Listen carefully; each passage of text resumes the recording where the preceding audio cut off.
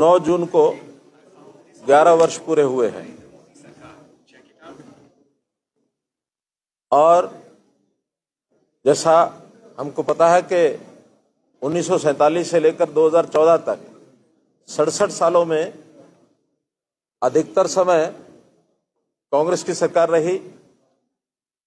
प्रदेशों में भी अधिक जगह पर कांग्रेस या उनके सहयोगी दलों की सरकारें रही, लेकिन 2014 एक ऐसा वर्ष है कि जब पिछले 67 साल की जो समस्याएं थी उनको हल करने के लिए और मोदी जी ने जो काम किए हैं, 11 वर्ष हो गए हैं, जितने काम हुए हैं उन सब का उल्लेख करना बहुत जरूरी है। तो इन 11 वर्षों के अंदर मोदी जी के संकल्प से और बहुत परिवर्तन हुए हैं, क्योंकि वो जमीन से जुड़े हुए एक व्यक्ति, स्वयं गुजरात के अंदर वर्षों मुख्यमंत्री रहे और उससे पहले भी उन्होंने पार्टी के काम में वर्षों लगा करके पूरा जीवन तपस्या में लगा। एक एक छोटी छोटी बात को, बारीकी को संभालते हुए, ठीक करते हुए आगे बढ़े। चाहे वो व्यक्ति या एक परिवार यानी एक फैमिली और एक सिटीजन, उनकी अपनी चीजें हों, समस्याएं हों, व्यक्तिगत पर्सनल चीजें हों, फैमिली वाइज उनको कैसे खुशहाल बनाना है, प्रॉस्परस बनाना है, कैसे एक सोशल स्ट्रक्चर में सोसाइटी का, समाज का एक सोच बदलनी है, कैसे उसको सोचने के लिए देश हित में कैसे वो काम करे, ऐसे प्रयोग करने हैं।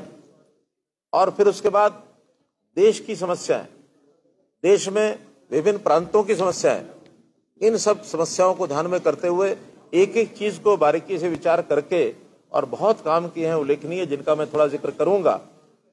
सब विषय रखना तो शायद समय लंबा लगेगा, लेकिन मोटी मोटी बात आपके सामने रखूंगा, फिर आपको अवसर होगा, कुछ बातें आपको पूछनी हो पूछेंगे। देश में बहुत बड़ी अस्थिरता, देश की एकता में भी, यूनिटी ऑफ द कंट्री, इसमें भी कहीं ना कहीं छेद, ऐसे सारे विषय देखने को मिलते हैं। और मैं उसमें जम्मू कश्मीर के लोगों को मान के चलता हूं कि ये इस बात से अच्छी प्रकार से, भली भांति से जानते हैं कि जम्मू कश्मीर का एक विशेष दर्जा, जो इस प्रदेश को देश के साथ अखंडता से जोड़ने में बाधा बना हुआ था, एक प्रावधान, उस प्रावधान को दूर करके इस स्टेट को, जम्मू कश्मीर को देश के साथ जोड़ने का काम बड़ा किया। देश भर में उसका एक बहुत बड़ा स्वागत हुआ है।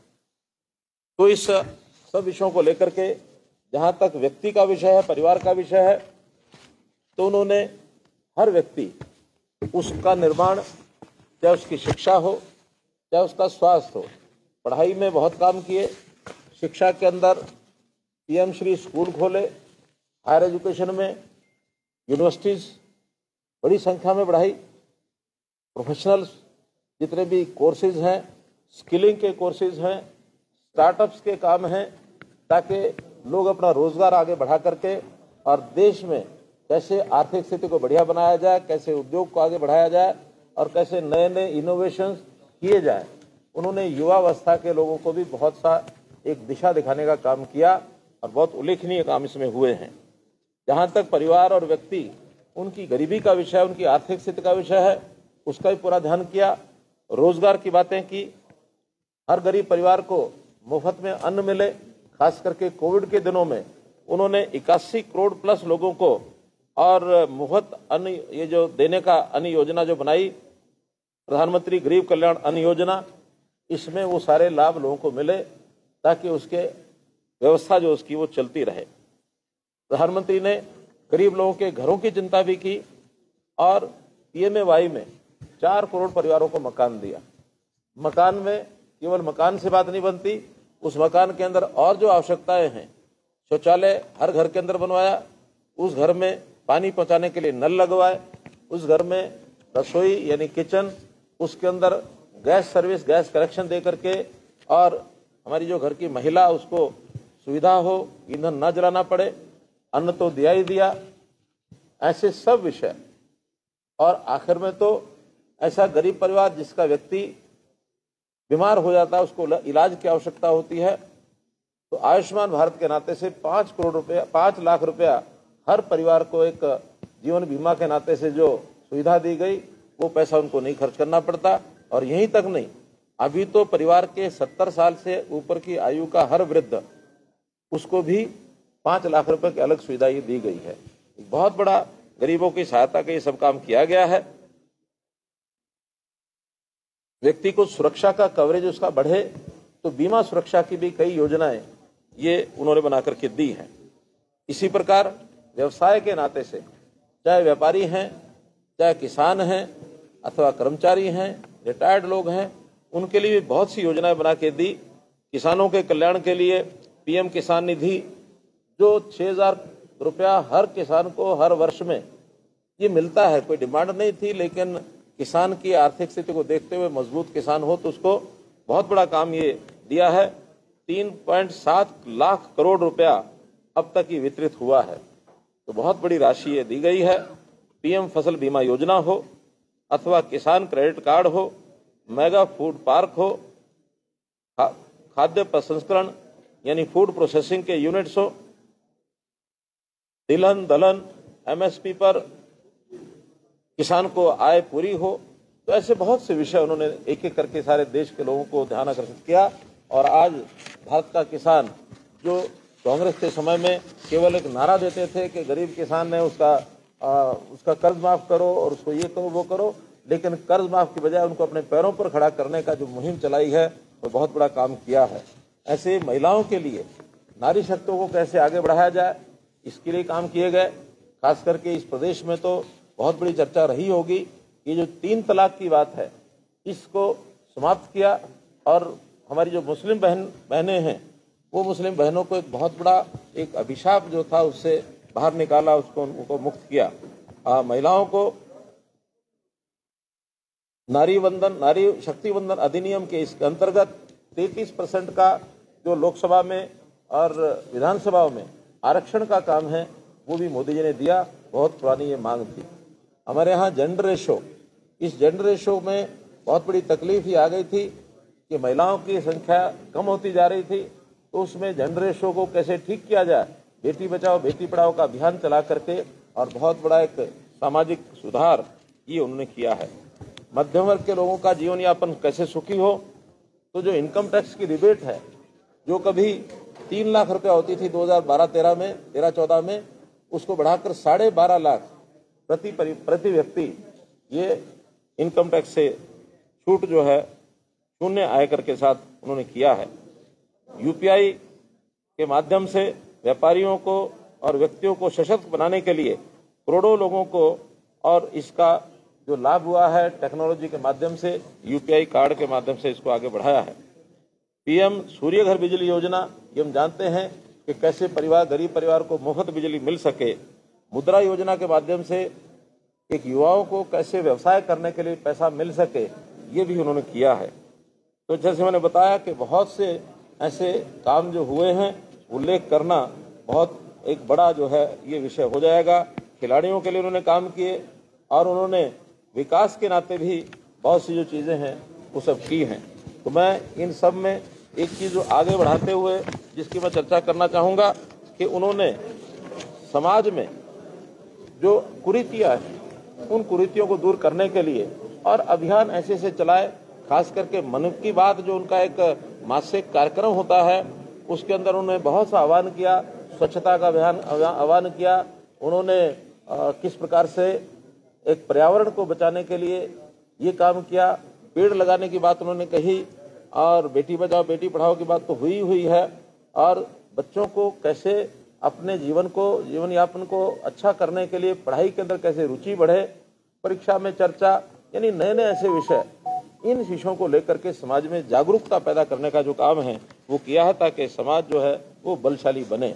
और सबसे अधिक अगर बात मैं कह सकता हूँ तो वो ये कि देश की रक्षा और सुरक्षा के लिए उनके मन में जो विचार आए थे कि छोटी छोटी समस्याएं से लेकर के बड़े बड़े विषय, जैसे हम देखते हैं नक्सलवाद, बहुत से ऐसे प्रदेश थे जिनके अंदर नक्सलवाद बहुत आगे बढ़ करके और हमारे देश को हानि पहुंचा रहा था, लोगों के जीवन यापन को दूभर किया हुआ था, विकास होता नहीं था। एक पूरा जो गलियारा बंगाल से लेकर के और कर्नाटक तक देश के बीचों बीच एक नक्सलवाद का गलियारा, वहाँ शक्ति पैदा की, वहाँ विकास के काम किए, उन लोगों से बातचीत की, और जो आज 100 से ऊपर जिले नक्सलवाद से घिरे हुए थे, अब मात्र 6 जिले ऐसे हैं जहाँ थोड़ा बहुत नक्सलवाद है, उसको भी दूर किया जाएगा।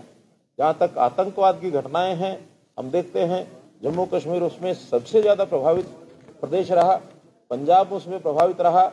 ऐसे जिन प्रदेशों में आतंकवाद था उसको भी समाप्त करने के लिए उन्होंने जितना भी काम किया उसमें जम्मू कश्मीर के लोग अच्छी प्रकार से समझ सकते हैं।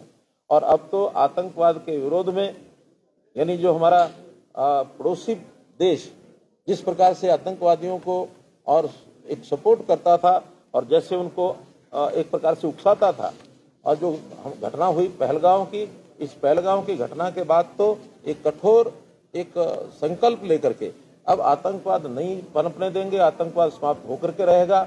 आतंकवादी हों या आतंकवाद को सपोर्ट करने वाले लोग हों, किसी सिंदूर किस प्रकार से और एक शक्तिशाली भारत की जो हमारी ताकत है वो दुनिया को पता लगा दिखाया। आज आतंकवाद का जो खिलाफ हमने अपना संकल्प लिया है, मंसूबा किया, इसमें देश और दुनिया के भी बहुत देश वो हमारे साथ हैं। देश की जनता वो एकदम साथ खड़ी हुई है। और मैं तो बधाई देना चाहूँगा जम्मू कश्मीर के लोगों का भी कि पहली बार जम्मू कश्मीर के लोग बिना किसी भेदभाव के आतंकवाद के खिलाफ एकजुट होकर के एक साथ खड़े हुए। इसके लिए मैं जम्मू कश्मीर की जनता को भी प्रणाम करता हूँ, सलाम करता हूँ। मित्रों, पीछे कांग्रेस ने इन सब विषयों में और अब भी बहुत लोगों ने कैसे समाज के अंदर एक दरार पैदा की जाए, हिंदू मुस्लिम के अंदर किस प्रकार से फूट डाली जाए, इसका प्रयत्न बहुत किया, लेकिन बहुत समझदारी से और मोदी जी की नीतियों से सारा समाज एकजुट होकर के खड़ा हुआ है। ये पहली बार हुआ है जम्मू कश्मीर में। इसके लिए भी बहुत एक मैं समझता हूँ कि जनता ने मुंह तोड़ जवाब दिया है आतंकवाद को।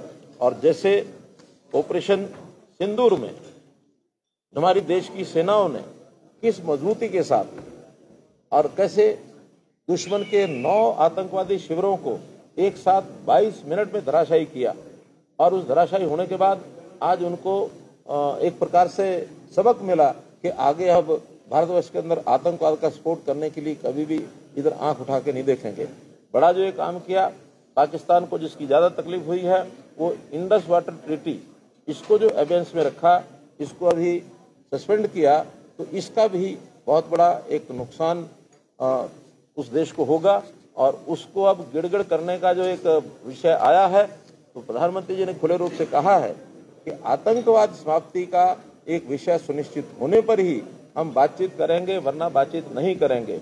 और उन्होंने स्पष्ट शब्दों में कहा है कि टेरर एंड टॉक एक साथ नहीं चलेंगे, टेरर एंड ट्रेड एक साथ नहीं चलेंगे, पानी और लहू एक साथ नहीं बहेंगे।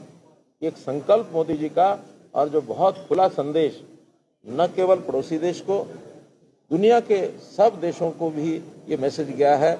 एक शक्तिशाली और जो है भारतवर्ष के अंदर इस प्रकार का विषय आ रहा है।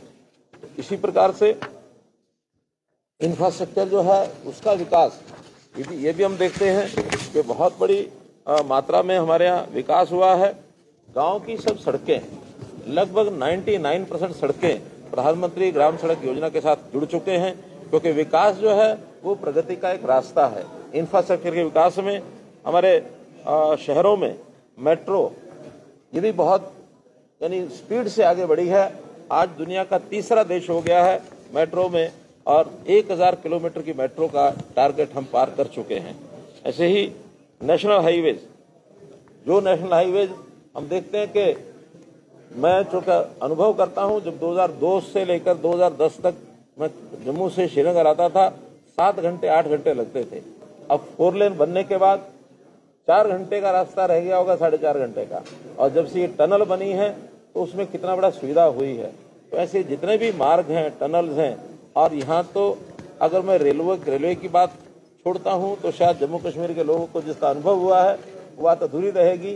वंदे भारत ट्रेन अब जो चली है उसमें यहाँ के लोगों को इतना आनंद आया है कि अभी उनको जगह ही नहीं मिलती है कि वो अपनी मनचाहे तिथि को और वंदे भारत ट्रेन के अंदर सफर कर सके। ये फुल चलती है, पूरी कैपेसिटी पर चलती है। आगे चल करके इसका और लाभ होने वाला है। इस रेलवे लाइन के ऊपर सब तरह की रेलगाड़ियां, सब तरह के जो मालगाड़ियां वो भी चलेंगी। और यहाँ चूंकि हम फल और सब्जी के ऊपर निर्भर करते हैं, हमारे फल सब्जी बहुत बड़ी मात्रा के अंदर देश के बाकी प्रदेशों में जाती है। जो हम अपने ट्रकों से सेबों को भेजते थे और आजाद मार्केट मंडी उसके अंदर जाके खड़े रहते थे, अब उससे छुटकारा मिल जाए।